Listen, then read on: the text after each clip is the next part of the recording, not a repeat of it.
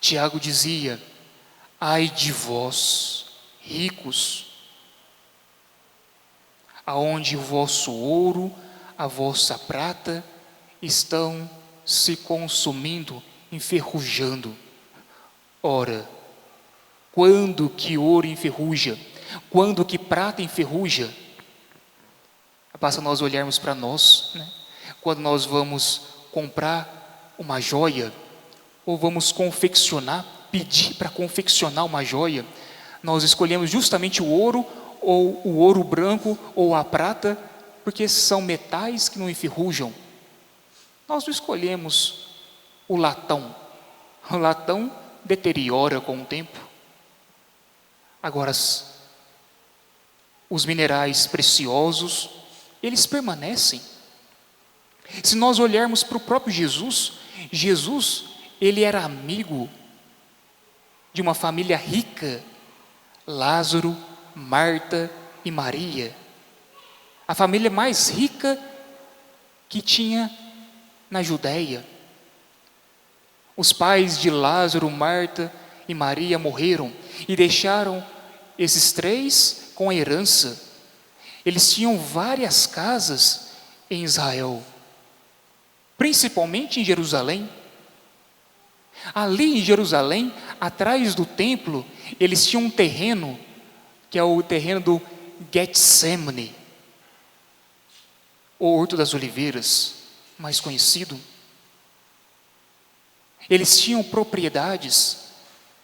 Tudo indica que a propriedade aonde os discípulos foram fazer a Páscoa e receber depois, mais tarde, o Espírito Santo, os apóstolos com a Virgem Maria, era propriedade de Maria de Magdala, Maria Madalena, Maria, a irmã de Lázaro, a irmã de Marta. Era uma família rica. Jesus usava a melhor túnica que existia em Jerusalém, porque quem confeccionou a túnica de Jesus foi a própria mãe dele, a Virgem Maria. Tanto é que aqueles que meditam a paixão de Cristo, eles vão recordar desse momento, que os soldados, eles jogaram a sorte para ver quem tirava a túnica, pois era uma túnica tecida de cima a baixo, sem costura, de tão valiosa que era. Então Jesus não está incriminando aqui os ricos, mas existe um grande santo, talvez pouco conhecido, nosso, mas existe um grande santo chamado Cesário Arles, ou Arles, é uma cidade da França, e esse santo, ele foi um monge, e depois ele viveu no mosteiro de Arles, e se tornou diácono, depois sacerdote, depois se tornou bispo. E ele vai dizer: se a tua riqueza não promove o bem, ela te leva para o inferno. Acontece que a sociedade de hoje não acredita no inferno. Mas no Novo Testamento, pelo menos que eu recordo, por 14 vezes Jesus fala de inferno. Se Jesus fala, com certeza, então existe inferno. Jesus não deve ter mentido. Então, assim como existe céu, purgatório, existe o inferno. E aí, no Evangelho, vem na mesma tônica do escândalo. Jesus diz: ai de vós, que escandaliza um desses pequeninos. E aí ele diz: melhor seria ser jogado no rio com uma pedra no pescoço, uma pedra de moinho. Porque os antigos judeus, aqueles que eram antes do cativeiro, aqueles que não eram ainda hebreus. Esses são os futuros, né? Os futuros judeus, os futuros povos que Deus conquistou. Mas aqueles primórdios, aqueles antigos, assim era a lei deles. Se você cometeu um delito, então amarra uma pedra de moinho,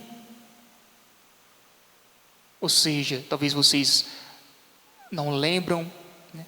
Mas a pedra de moinho é uma pedra grandiosa, uma pedra pesada. Então amarrava no prisioneiro que cometeu um delito, amarrava essa corda e lançava nas águas, de tal maneira que ele não boiava, mas ele ia só afundando. E Jesus usa essa expressão para dizer aqueles que escandalizam.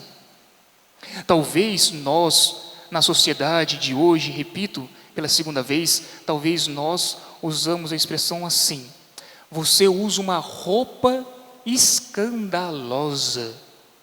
O que é uma roupa escandalosa? Não é aquela visão que nós temos do drag queen, né? Ou seja, aquela pessoa que veste, bom, para ser mal vestido deveria vestir alguma coisa, né? Mas aquela pessoa que está desnuda praticamente. Não é essa pessoa. É aquela pessoa que usa algo sensual, aquilo que marca, aquilo que delimita os contornos do corpo, aonde aquilo é ocasião de pecado para o outro. Mas um grande santo que vê uma pessoa que está desse jeito vestido, ela não se escandaliza, porque ela já é grande na fé. Também o pecador não se escandaliza, porque o pecador, ele vê muita coisa pior do que roupa. Ele vê aquilo que não tem roupa.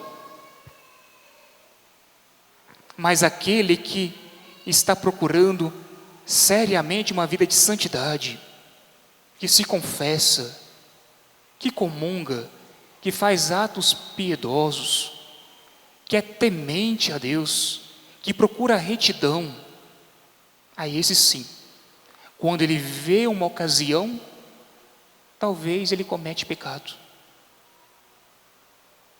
Então por isso que Jesus diz: ai daqueles que escandalizarem um dos pequeninos na fé, e não pequeninos de fé.